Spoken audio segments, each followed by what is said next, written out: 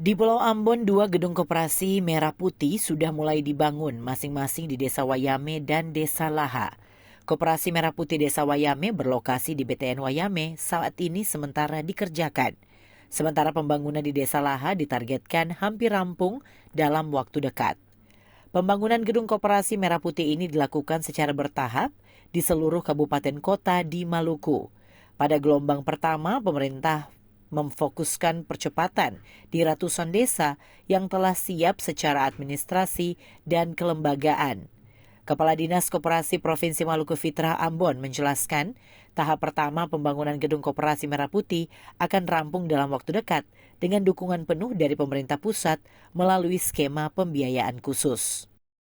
Awal saya sampaikan 1.270 Seluruh provinsi Maluku ya? satu bis.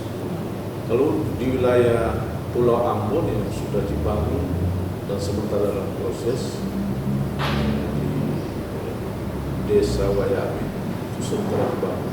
Lokasinya di samping Masjid BTN Wayame. Kemudian siap dan sementara dibangun juga ada di Desa Laha. Di beberapa kabupaten juga sama, progresnya sudah cukup bagus.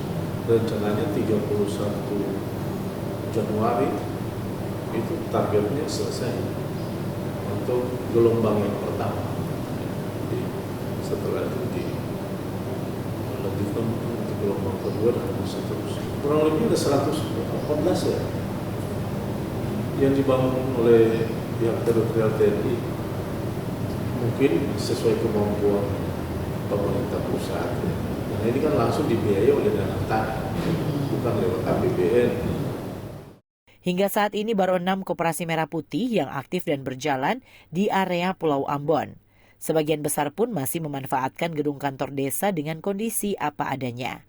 Pemerintah pusat akan mendorong penyediaan fasilitas pendukung, termasuk gudang untuk menampung stok barang koperasi merah putih agar aktivitas usaha bisa berjalan lebih optimal. Tim Liputan TVRI Maluku melaporkan.